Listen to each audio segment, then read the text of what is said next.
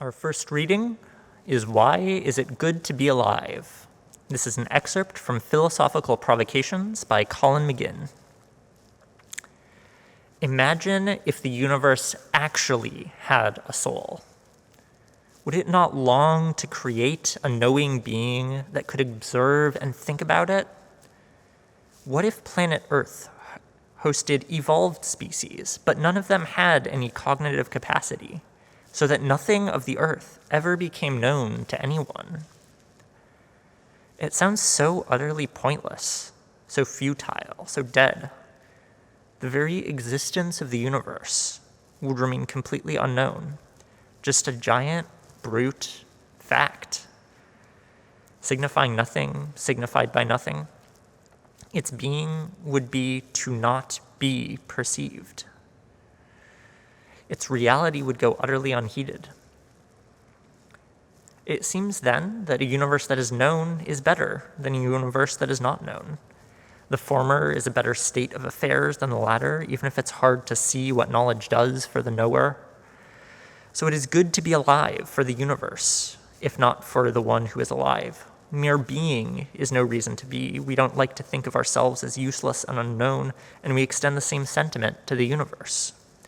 A universe without cognizing life in it seems like an enormous waste of time and effort, a pointless joke and ontological blunder.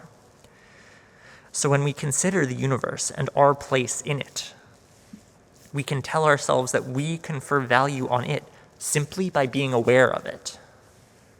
We save it from the fate of existing pointlessly. It is good to be alive because we give meaning to the life in the universe. Our life has value insofar as it gives value to something other than us. So ends our first reading.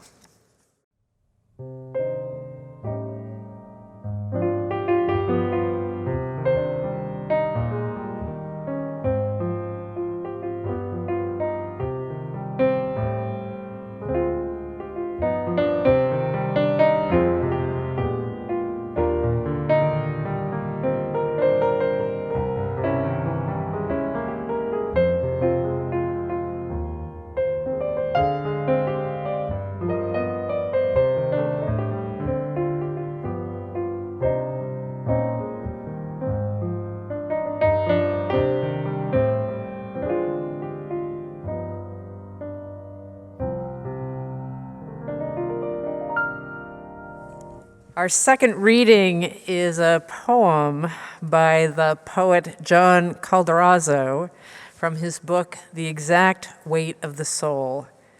The poem is called Waking Up Near Mount Richthofen.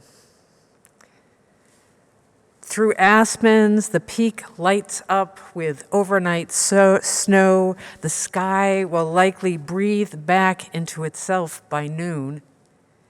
Its granite flanks shine like a gold tablet on which I can inscribe the brand new plot of my life, provided I pay attention. Down here in the loitering dark, I shiver cross-legged on a log, hands jammed into my pockets, alpine grasses crunched low with frost. You never know when a moose or a wolf wandering down from Wyoming will shimmer out of the forest. I cup my hands around the hissing stove, water boiling for coffee that will taste bitter, but God, so warm. 10 minutes ago, I crawled from the pouch of the zipped together bags where Sue Ellen and the dogs sleep on. Call me crazy or ask, what's the rush? My mother used to do that. When a kid on Long Island, I'd sprint out first thing on a Saturday morning, then wonder where all my friends were.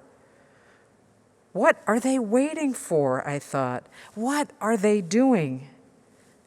Don't they want to catch the first snow?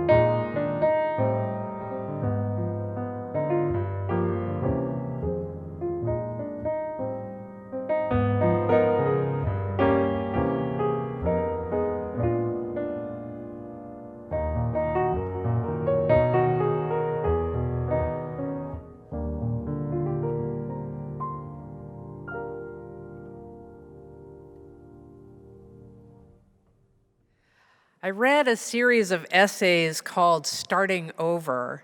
12 writers shared their reflections on life in a post-pandemic world. The one that stayed with me is entitled, "I Will Never Bail on My Friends Again" by Maeve Higgins. Here's what she says. I finished television during the pandemic and started on movies. Now I'm almost finished with those too. My hips have locked in a supine position and my eyes are as dry as a bone, but I persist. What else is there to do? Aside from a snatched walk here and there or a chilly drink on a Brooklyn sidewalk, I haven't had any new experiences with my friends for many, many months now. Instead, I've been turning over memories of old experiences with them like treasures found at the bottom of the ocean. Like everyone in New York, my friends and I are scattered physically and mentally. I swear from this day forth, I will never let their messages pile up, and I will always answer the calls. I'll be there when they're dull and downhearted and have nothing much to say, because I'm like that now, and they still love me. By this time next year, it will be safe to see one another again. I'm going to hug my friends and pinch their cheeks and lean on them like a heavy, one of those heavy big dogs that rescues people from the snow. I'm not generally a party person, but next year I will make everybody celebrate my birthday. In fact, I will make everybody celebrate everything. You got a root canal and you were able to pay for it? You got a extra long receipt from CVS? Meet me at the Wooden Horse Carousel in Brooklyn Bridge, baby. I'm sick of us being lone bullfrogs on solitary lily pads. It is so much better when we are a big, croaking chorus carousing around the city. I understand a little bit better now why it's called making friends. It's an effort and a choice, and it's something that is never really finished. But really, there is no silver lining or hidden message in this for me. I just really miss my friends. We hear you, Maeve. We are all croaking from our safe distance lily pads, aching to make connections, eager to join the chorus, bake some bread and break some bread, party and celebrate every small wonder that comes our way. We are eager to know the world and feel alive in it.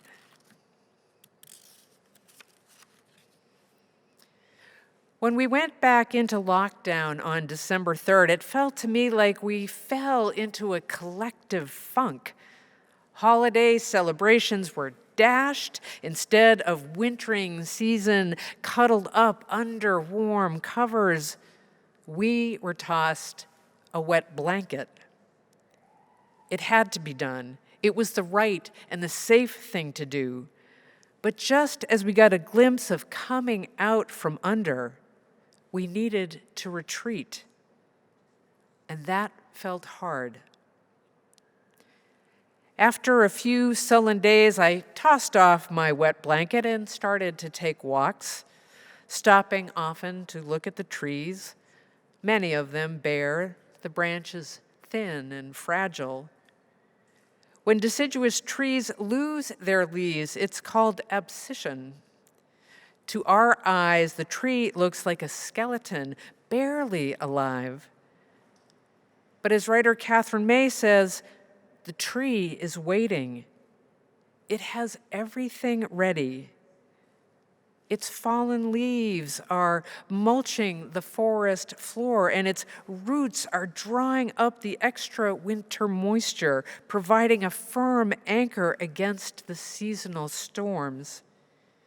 Its ripe cones and nuts are providing essential food in scarce times for animals. Its bark is hosting hibernating insects and providing a source of nourishment for hungry deer. It is far from dead. It is, in fact, the life and soul of the wood. It's just getting on with it quietly. It will not burst into life in the spring. It will just put on a new coat and face the world again. Taking in the trees, noticing the soft, furry coats of the buds forming on the branches, I began to feel something stir inside. I only know to describe it as a deep desire to feel alive. But it felt counter to what was being asked of us in the moment, to stay put, to cover up and keep our distance. These days, staying alive is serious business, remains serious business, and we are far from out of the woods.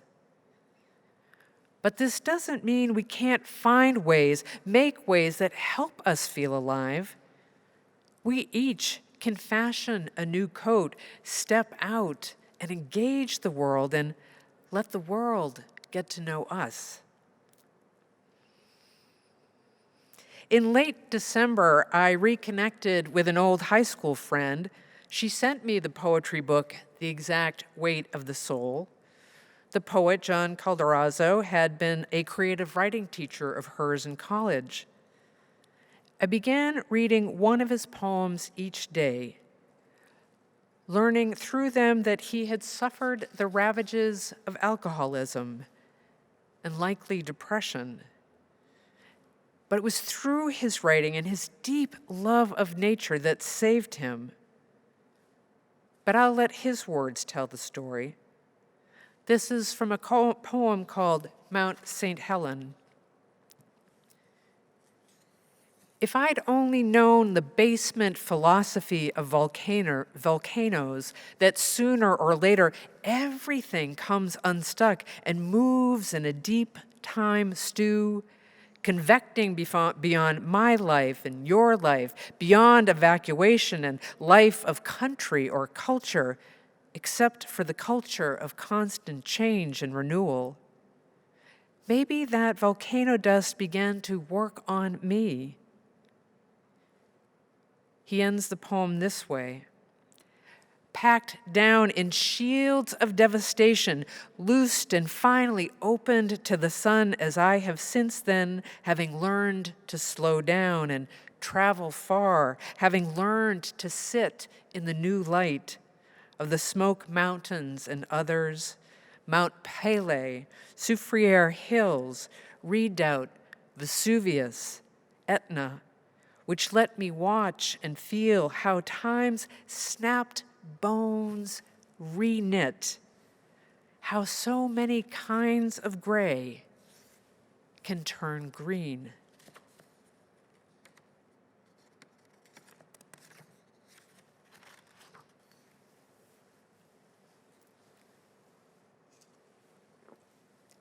In times of momentous devastation and disruption, it's hard to believe that life will return, that out of smoke and ash, out of rivers of gray, there will be green.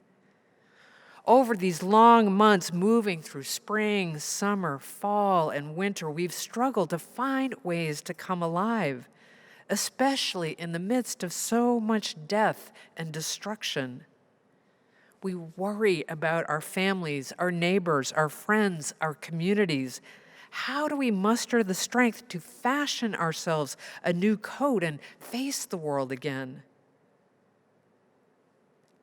I believe the answer is to envision ourselves as artists and craft makers, shaping our lives, deepening our sense of knowing, as Vanessa spoke about last week and as in this morning's reading reminded us.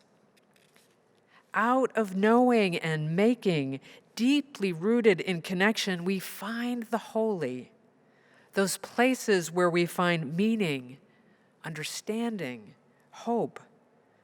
Those places, those people, those poems that help us touch down and connect with the tender spot that lives inside each of us. I wish that the suffering and destruction brought on by a mad tyrant and the destruction of a pandemic was just a bad dream.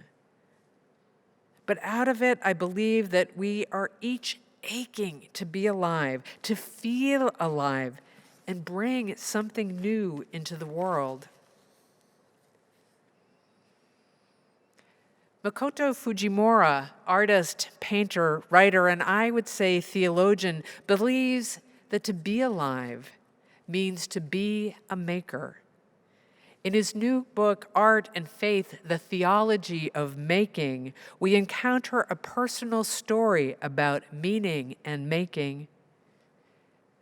Fujimura is a Christian, and his art is rooted in both ancient painting traditions of Japan and his Christian faith.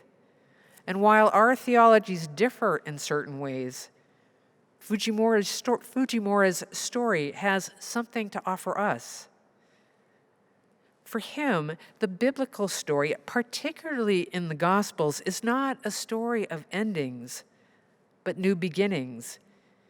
He writes, "The true and lasting understanding of the gospel is not whether we can recite our creeds or even are able to convey the information of the gospel to others. The ultimate understanding of the gospel is what we make and what we love with what we know, or that deepest realm of knowledge that is garnered through our making. This is the deepest cultivation of the soil of our minds and culture." Now, I believe that Unitarian Universalists share a similar belief, that meaning is not found in reciting creeds, but in what we make, individually and collectively. We are justice makers, peace makers, makers of beloved community. We can't just be about making for purposes of usefulness, but to deepen our understanding of knowing the world. Fujimura writes, "Being alive is rooted in how we get to know the world around us and then make something of it." A friend recently told me a story about his creation of something he calls parallel play. My friend is a body worker who, due to COVID restrictions, is unable to make a living right now. With his life upended, he went about making a way to keep connected to be connected and feel creative. He meets virtually with a friend. They have a brief check-in and then spend 30 minutes making something. The sound is off. Each is in their own makerspace. One quilts. The other plays the clarinet. One writes. The other strums a ukulele. After 30 minutes, they come back together and share a bit about what happened in their creative encounter. The time is not about fixing something, but making something. It is an intimate encounter. The aim is to connect with what's alive, the aim is to connect with what's alive in you as you make. I love this story. Shortly after, I had a conversation with our own Shannon Warto, where I began to imagine what types of parallel play we might make here. And so with permission, I share her story. During this time of COVID, my typically jammed-packed calendar suddenly became empty. No more performances, no more gatherings with friends or family in person. A time of deep reflection. In the slowing down, I explored the realm only accessible to me, the realm of my spirit. And so I got to know my soul better. I had a heartbreakingly honest and beautiful recollection with my body, and I tapped into exquisite intuition. I joined a program by Justin Michaels Williams called Liberation Experience, diving into the powerful and important work for racial equity and justice, and the internal changes I need to implement to practice allyship for the Black, Indigenous, people of color community, and recognizing that this is lifelong work. I became part of a revolutionary leadership community called Badass Engagement, which cuts to the truth of our own unique individual gifts that we bring to the world, empowering us to be the leaders of our own lives, which ripples out to all areas within it, our businesses, relationships, passions, communities, and purpose. I've implemented a daily meditation practice that allows me to connect with the mystery of the universe and takes me higher every day. I've written songs and books and have enhanced my fledgling guitar skills. I've witnessed grave, traumatic events and felt them to my core, opening up spaces to express my full emotional range. I feel more alive than ever before and aim to make meaning of the trauma I experience so that I might move through it and grow, and acknowledge that I have not experienced the same degree of oppression as other beloved members of my global community.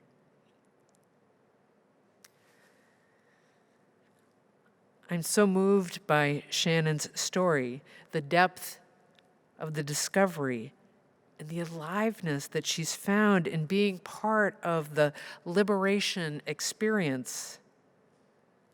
Out of the ash, new life breaks through. I often liken church to being a makerspace. So-called makerspaces focus on design and are dedicated to hands-on creativity. Yes, I would say that we are committed and energized in the hands-on work of making. But the kind of making we seek to do goes a bit deeper. Maybe something more akin to a badass engagement. There is a Hebrew word, bara, which could translate to mean the quality of our making, what we bring to it, not just our hands, but our hearts too. The making isn't about technical expertise. It's not just about fixing things. Our makerspace seeks to bring people into an encounter where something opens up, something comes alive. Our aim is not to multitask, says Fujimura, but to multi-love, to be co-creators in loving the world. So much of our making is about seeing and noticing, sinking into the holy ground of our being and attending to what breaks open and what breaks in. Bara theology is about the encounter of making, which demands intimacy and vulnerability, as well as intellect and wisdom. When we make justice, make democracy, make community, make music, take our mother's beloved recipe and make her famous cranberry cobbler, when we make time to be with our friends, we bring Bara into the mix. Bara theology is a way of seeing the world rooted in encounters that are reparative, regenerative, and alive. Theologies are like ecosystems. Some die, some thrive.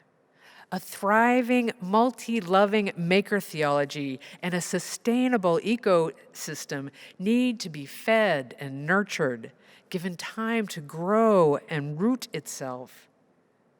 We need to understand and respect that life has a cyclical nature, from birth, growth, and death, and then rebirth. Each day we are given the gift to come alive and make it anew.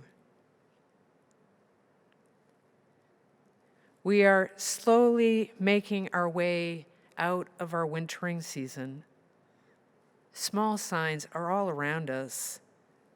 Our life, says Colin McGinn, has a value insofar as it gives value to something other than ourselves. It's nearing time when we can begin to imagine jumping free from our locked down lily pads, waking up to what's alive and see what the world wants to know of us. Oh, my dear ones, let's make something of it.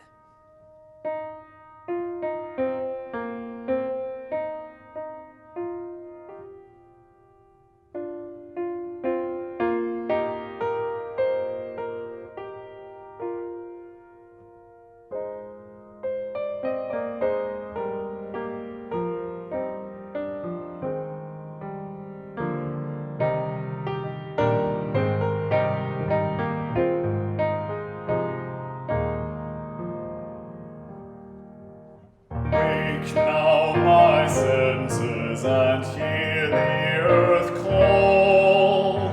Feel the deep power of being in all. Keep with the web of creation your vow. Giving, receiving as love shows us how. Wake now, my reason, reach out to the new. Join with each pilgrim who quests for the true. Honor the beauty and wisdom of time. Suffer thy limit and praise the sublime. Wake now, compassion, give heed to the cry. Voices of suffering fill the wide sky. Take as your neighbor both stranger and friend, praying and striving their hardship to end. In our leaving, let us hold on to this, the enduring of love, the persisting of hope, the remembering of joy, the offering of gratitude, the receiving of grace, and the blessings of peace. Go in peace.